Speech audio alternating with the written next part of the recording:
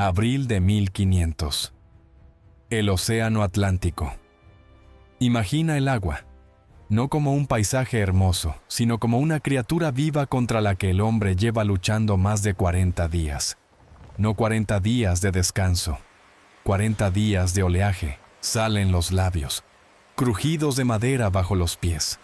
40 días en los que el horizonte es lo único que ves de la mañana a la noche, y siempre igual. Agua, cielo, agua otra vez. 13 barcos, más de 1,200 hombres. La flota bajo el mando de Pedro Álvarez Cabral había salido de Lisboa a principios de marzo y ahora navegaba hacia donde ya habían estado antes, hacia donde sabían qué les esperaba, a la India, la ruta que años atrás había trazado Vasco de Gama, la misma que transformó el comercio entre Europa y Oriente.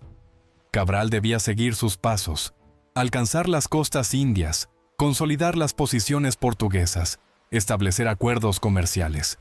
La misión era concreta, la ruta conocida, el objetivo claro.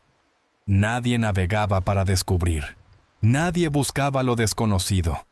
Y precisamente por eso, lo que ocurrió el 22 de abril de 1500 resultó tan absolutamente demoledor.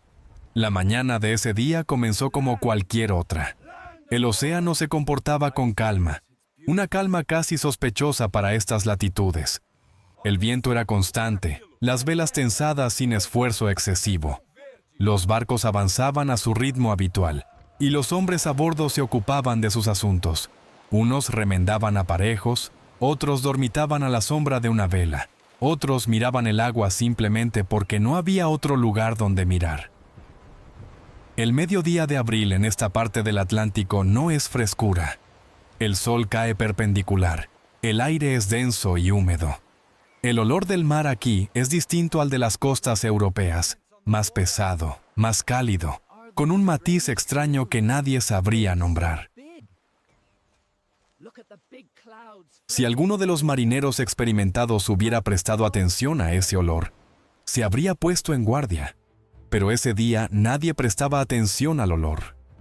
La atención la captó un grito, una sola voz, aguda, cortante, inesperada en ese silencio monótono, desde la cofa del Palo Mayor.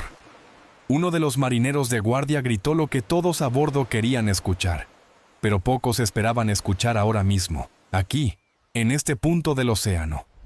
¡Tierra! Esa palabra en un barco actúa como una descarga eléctrica. Los hombres que dormitaban se incorporaron de golpe. Los que remendaban soltaron las cuerdas. Los que miraban el agua giraron la vista hacia donde señalaba el dedo del vigía, hacia el oeste, hacia una línea que no era agua ni cielo, sino algo distinto, algo que tenía forma. La fecha quedó registrada con precisión casi solemne por el escribano de la flota, pero de Camiña. 22 de abril de 1500. Un número que hoy suena a monumento, pero que en ese momento era simplemente el día en que algo inesperado apareció en el horizonte. Lo primero que vieron fue una montaña, alta, redondeada, cubierta de verde hasta la cima. No la silueta afilada de una roca volcánica, no el perfil plano de un banco de arena. Una montaña real, maciza, como si alguien la hubiera colocado ahí deliberadamente para que fuera imposible ignorarla. Más tarde recibiría un nombre, Monte Pascual. Pero en ese momento no tenía nombre para ellos. Era simplemente una forma que crecía lentamente a medida que los barcos se acercaban.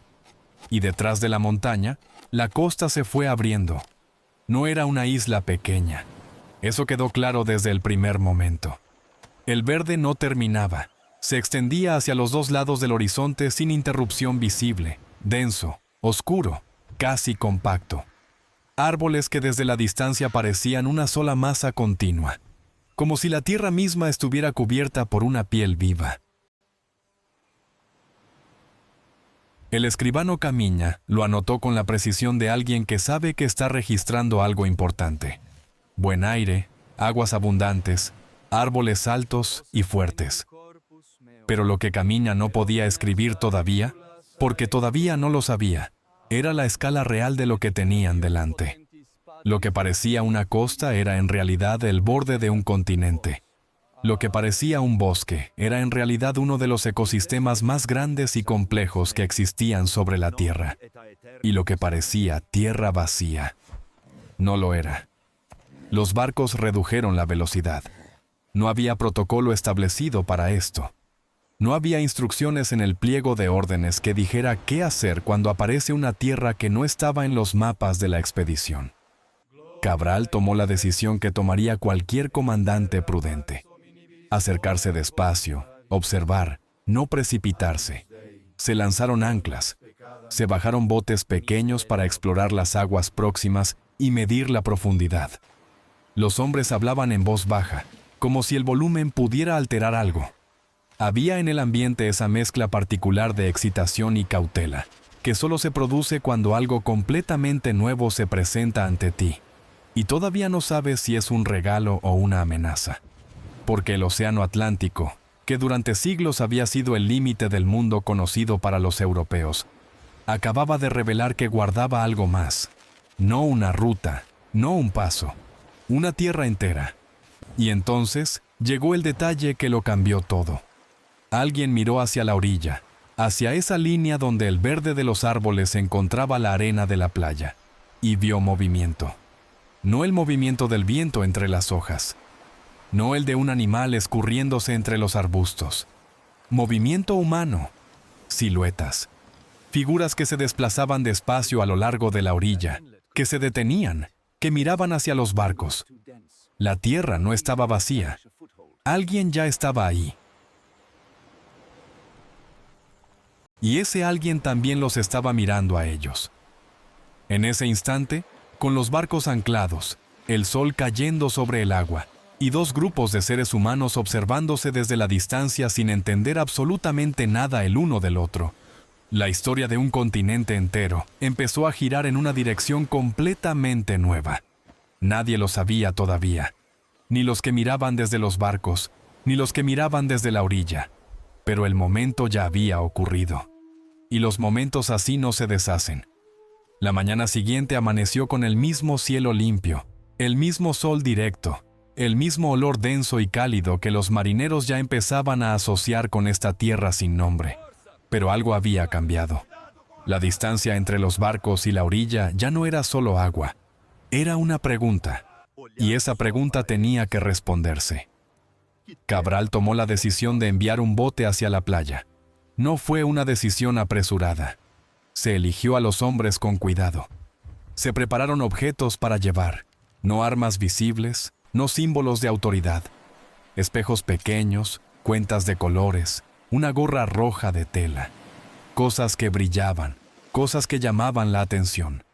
Cosas que en el lenguaje universal del intercambio decían: venimos con intención de hablar, no de pelear. El bote se alejó del barco despacio.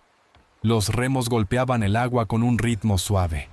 Los hombres a bordo miraban desde las bordas sin hacer ruido, como si el sonido pudiera romper algo frágil que todavía no tenía nombre.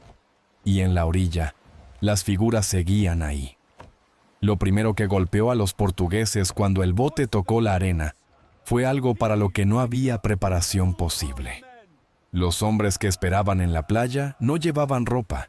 No es que llevaran poca ropa. No es que fueran pobremente vestidos, simplemente no llevaban nada, o casi nada. Sus cuerpos estaban pintados con urucú, una pasta de color rojo oscuro que cubría la piel en patrones que no eran aleatorios, que claramente significaban algo, aunque nadie en el bote supiera qué. Algunos llevaban plumas, algunos portaban arcos, pero su postura no era de ataque, era de observación.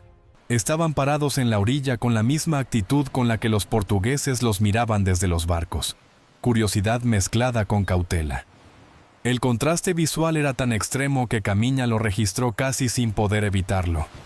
Por un lado, hombres con jubones de lana, botas de cuero, capas que en ese calor debían pesar como una condena. Hombres envueltos en capas de tela y costumbre, cubiertos de pies a cabeza por una cultura que consideraba el cuerpo algo que debía ocultarse. Por el otro lado, hombres que vivían exactamente al revés, que no veían en la piel expuesta ninguna vergüenza, ninguna vulnerabilidad, ningún mensaje que necesitara corrección.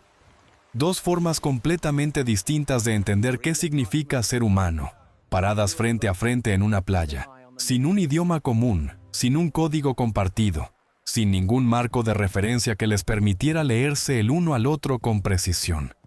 Y sin embargo, nadie se movió con hostilidad. El intercambio comenzó despacio. Un portugués extendió la mano con un espejo pequeño, de esos que en Lisboa valían poco y que en este contexto eran simplemente lo que estaba disponible. Un hombre de la orilla lo tomó, lo dio la vuelta, se miró en él, y ocurrió algo que Camina describió con genuina sorpresa. El hombre sonrió. Ese gesto, esa sonrisa frente a un espejo en una playa del otro lado del mundo, es uno de los momentos más humanos de toda esta historia. Porque en ese instante, antes de que cualquier estructura de poder tuviera tiempo de instalarse, hubo algo real. Dos personas reconociéndose mutuamente como seres capaces de sorpresa, de curiosidad, de reacción espontánea ante lo nuevo.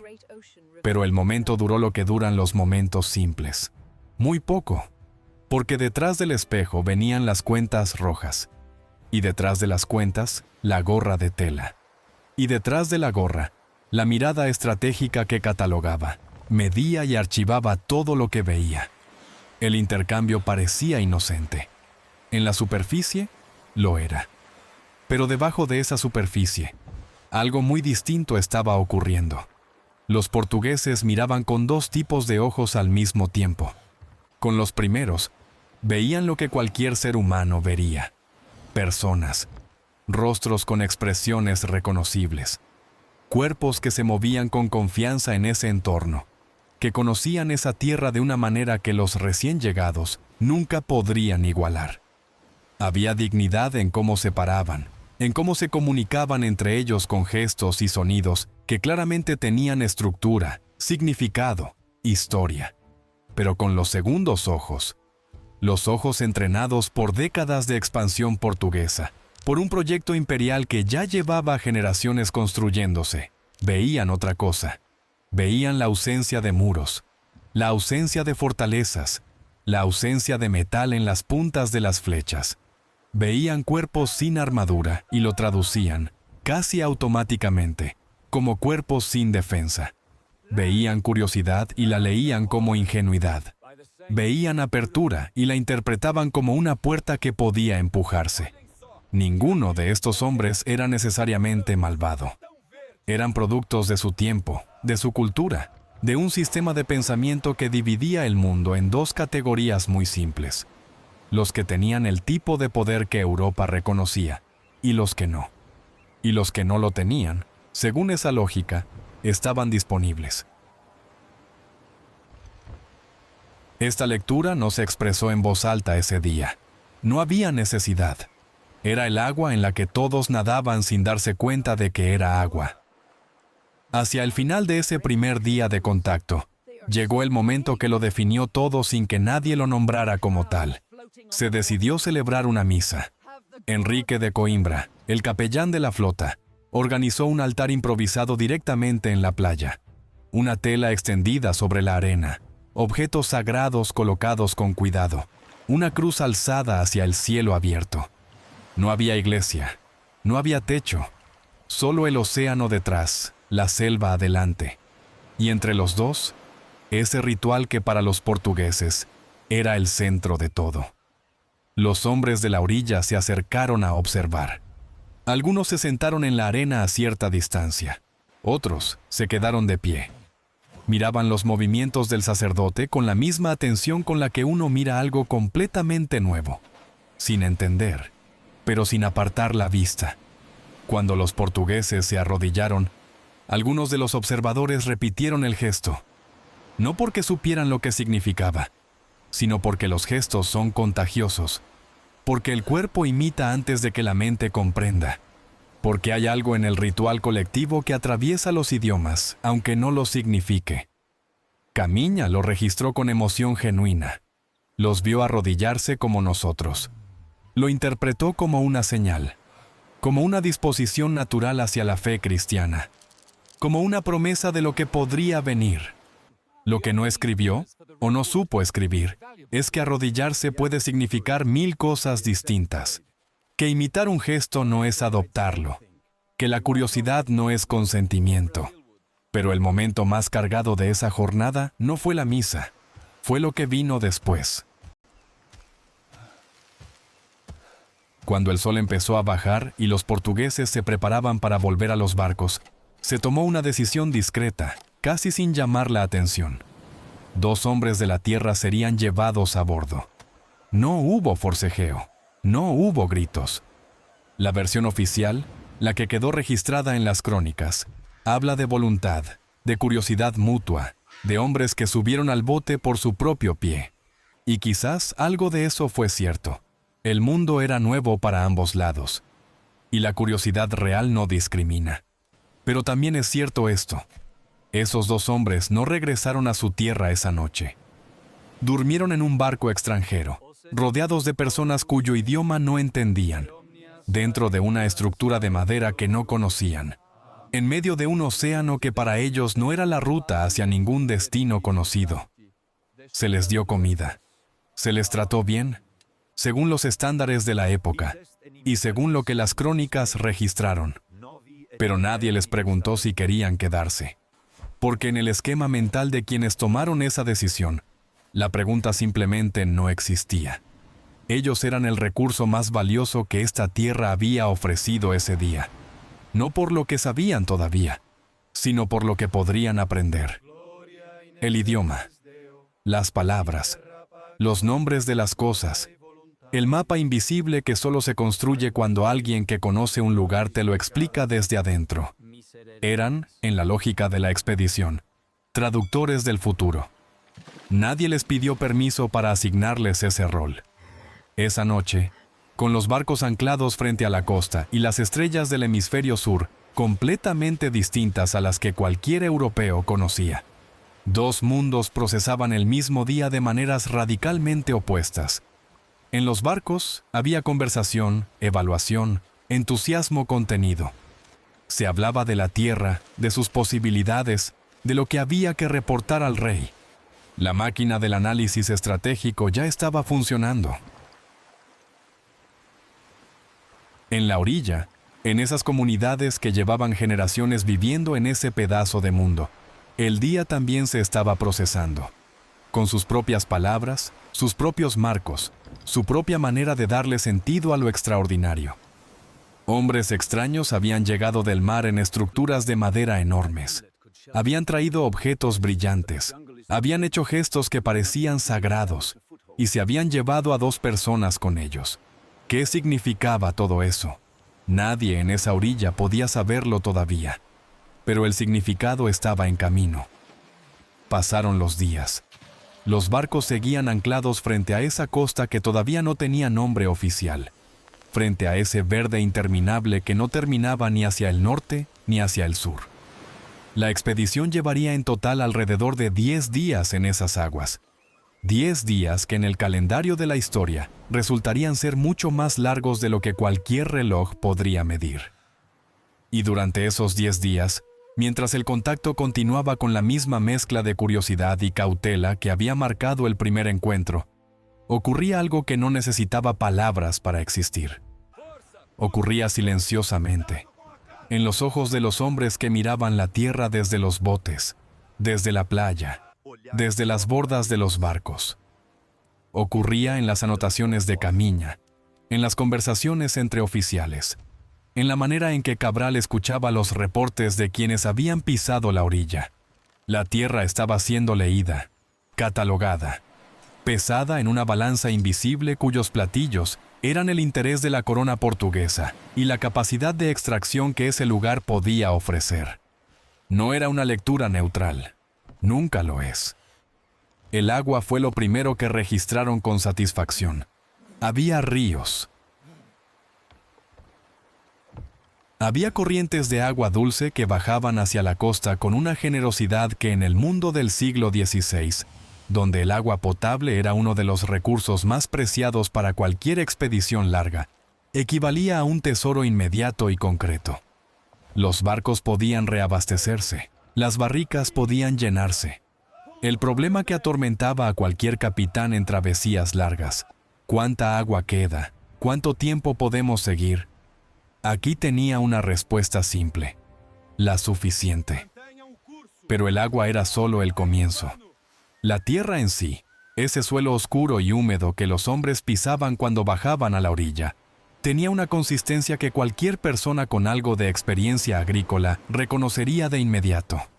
No era arena estéril, no era roca, era tierra que olía a vida, tierra que se quedaba pegada en las botas con una insistencia casi orgullosa, como si quisiera demostrar su propio valor. Cabral plantó una cruz, pero la tierra ya era su propio monumento. Nadie necesitaba explicarle a nadie que algo que creciera aquí crecería bien. Los árboles lo confirmaban con su simple existencia. Enormes. Algunos tan gruesos que varios hombres juntos no habrían podido rodearlos con los brazos. Rectos como columnas, con una madera tan densa que cuando uno de los marineros clavó un cuchillo en la corteza de un tronco y lo sacó, el filo casi no había penetrado. Esa resistencia, esa dureza, era exactamente lo que los ojos europeos traducían como valor comercial. Madera para construir barcos, madera para construir casas, madera que en Lisboa o en Oporto valdría su peso en contratos. Y entonces apareció el árbol que le daría nombre a todo. No era el más alto ni el más imponente, pero tenía algo que los demás no tenían: color. Su madera, cuando se cortaba o se raspaba, revelaba un tono rojo intenso, casi como brasa apagada, como carbón que todavía guarda calor por dentro. En Europa, ese color era conocido. Ese tipo de madera, llamada pau-brasil por su parecido con una brasa en portugués antiguo, ya se usaba para teñir telas. Ya tenía mercado, ya tenía precio. Y aquí había de ese árbol en cantidades que ningún comerciante europeo habría podido imaginar. No 1, no 10, no 100. Había selvas enteras donde ese árbol crecía entre otros, parte de un ecosistema que no sabía que era valioso, porque el valor lo pone siempre el que llega desde afuera, no el que vive adentro. En el momento en que los portugueses identificaron ese árbol, la naturaleza del interés cambió de tono. Ya no era solo una tierra de paso posible, un punto de reabastecimiento, una curiosidad geográfica. Era un recurso. Y los recursos, en el vocabulario del proyecto imperial portugués del siglo XVI, tenían un destino casi automático: explotación organizada, transporte sistemático, beneficio para la corona. El árbol que daba color rojo a las telas de Europa acababa de darle nombre a un país entero. Aunque ese país todavía no existiera como concepto. Aunque las personas que vivían bajo esos árboles no supieran que el suelo que pisaban acababa de adquirir un nuevo significado en un idioma que no conocían. Y luego estaban las personas.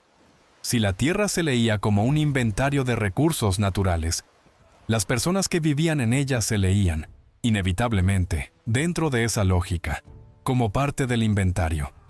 No de manera brutal y declarada, no con la frialdad explícita que vendría después, en décadas y siglos posteriores, sino de la manera más peligrosa que existe, con benevolencia. Con esa mirada paternalista que observa, clasifica y concluye, sin preguntarle nada a quien está siendo observado, clasificado y concluido. Lo que los portugueses veían era esto: personas sin metal, sin caballos, sin estructuras militares reconocibles, sin los marcadores externos que en la Europa del siglo XVI indicaban poder organizado, capacidad de resistencia, peligro potencial para una expedición. Y lo que esa ausencia les decía, dentro del sistema de interpretación que traían desde Lisboa, era una sola palabra: disponibles. Disponibles para la conversión religiosa, que era el argumento moral que justificaba la expansión. Disponibles para el trabajo, que era el argumento económico que la sostenía. disponibles para ser incorporados a un proyecto que nadie les había presentado ni explicado, y al que nadie les había pedido que dijeran sí o no. Lo que los portugueses no podían ver, o no querían ver, o simplemente no tenían las herramientas culturales para ver, era la complejidad real de lo que tenían delante. Una organización social sofisticada construida sobre principios completamente distintos a los europeos. Un conocimiento profundo y detallado de un ecosistema que los recién llegados apenas podían nombrar. Una red de relaciones, rituales, memoria colectiva y lenguaje que llevaba generaciones construyéndose en esa tierra. La ausencia de muros no significa la ausencia de civilización. La ausencia de hierro no significa la ausencia de inteligencia. La ausencia de ropa no significa la ausencia de dignidad.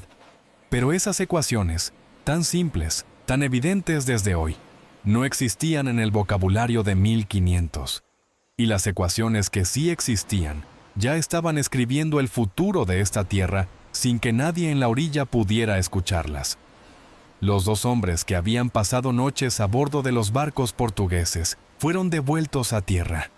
Volvieron con regalos, telas, objetos de metal pequeños, cosas que en Europa eran ordinarias y que aquí no tenían equivalente. Volvieron también con algo que no se podía ver ni tocar, pero que ya estaba instalado en ellos para siempre. El recuerdo de esos barcos, de esos hombres, de ese mundo paralelo que había aparecido del mar, y que según toda la lógica de lo que habían vivido, podía volver a aparecer. Porque los portugueses no se iban para siempre. Eso quedó claro desde el momento en que Cabral tomó la decisión que tomó antes de levar anclas. Uno de los hombres de la flota se quedaría, no voluntariamente, o no exactamente. Era un degradado, un hombre condenado que las expediciones portuguesas llevaban a bordo precisamente para este tipo de situación. Ser dejado en tierras nuevas, aprender el idioma local, sobrevivir como pudiera, y estar listo para servir de intérprete cuando la flota regresara. Era una práctica habitual. Tenía su propia lógica dentro del sistema. Pero para el hombre en cuestión, ese día en la playa era el comienzo de una existencia completamente nueva, en un mundo que no había elegido. Y para las comunidades que lo recibieron, que lo miraron quedarse mientras los barcos se alejaban, que tuvieron que decidir qué hacer con ese extraño que de repente era su responsabilidad, también era algo sin precedentes. Un hombre del mar, un hombre de los barcos grandes, un mensajero involuntario de un futuro que todavía no había llegado, pero que ya estaba en camino. La carta de Camiña se terminó de escribir a bordo, con el balanceo suave del barco ya de vuelta en aguas abiertas. Es un documento extraordinario, no por su prosa, aunque tiene momentos de una vividez casi cinematográfica, sino por lo que revela sin pretender revelarlo. Camiña escribía para el rey Don Manuel I de Portugal, y escribía con el tono de alguien que sabe que está presentando un regalo. La tierra, fértil, generosa, de buen aire. Las personas, de buen natural, abiertas, sin malicia aparente. El clima, excelente. Las aguas, abundantes. Todo dicho con el entusiasmo ordenado de un hombre de negocios presentando una oportunidad a un inversor importante. El tono es optimista, casi tierno en algunos momentos. Camiña describe escenas con un detalle que sugiere que realmente miraba con ojos abiertos, que realmente veía a las personas frente a él como personas, y no solo como objetos de análisis. Y sin embargo, cada párrafo de esa carta construye, ladrillo a ladrillo, el argumento para la apropiación. Cada descripción de abundancia es también un argumento para la extracción. Cada observación sobre la apertura de las personas que habitaban esa tierra es también, leída desde hoy, un argumento sobre su vulnerabilidad ante lo que vendría. No había en la carta ni una línea sobre los derechos de quienes ya vivían ahí. No porque Camiña fuera un hombre especialmente cruel. Por lo que se puede leer entre sus líneas, probablemente no lo era, sino porque esa pregunta simplemente no existía dentro del marco conceptual de su tiempo. La tierra era nueva para ellos. La tierra era, por tanto, disponible. Así de simple era la lógica. Así de devastadoras serían sus consecuencias. Las velas se desplegaron. El viento las llenó. Los barcos se alejaron de la costa con esa elegancia lenta que tienen los objetos grandes cuando se mueven sobre el agua. Primero perceptiblemente, luego cada vez más pequeños, hasta que la silueta de los cascos se confunde con la línea del horizonte y finalmente desaparece. Desde la orilla, si alguien miraba, veía barcos que se iban como habían llegado, desde el mar hacia el mar, sin dejar nada visible en el paisaje, excepto esa ausencia nueva que tiene cualquier lugar después de que algo extraordinario ha pasado por él. Pero la tierra sí estaba marcada, no con tinta, no con piedra, no con ninguna señal física que los años pudieran borrar.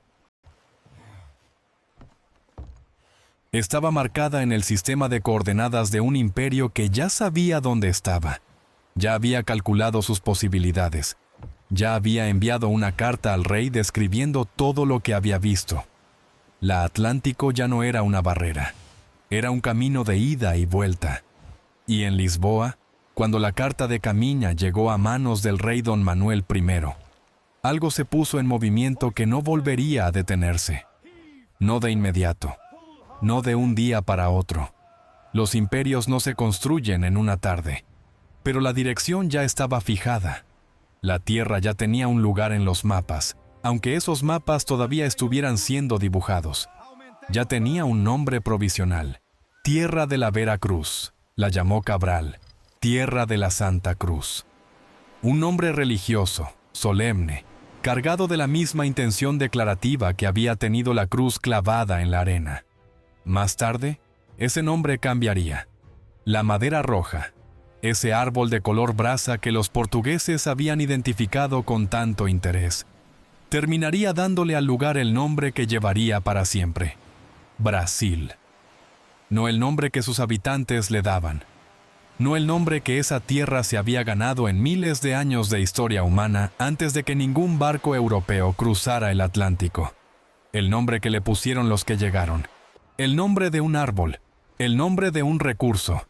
Eso también era una declaración, aunque nadie la pronunciara en voz alta. El océano Atlántico cerró sus aguas sobre la estela de los barcos, como siempre hace. El agua no guarda huellas. El mar no tiene memoria de lo que flota sobre él, pero la historia sí tiene memoria.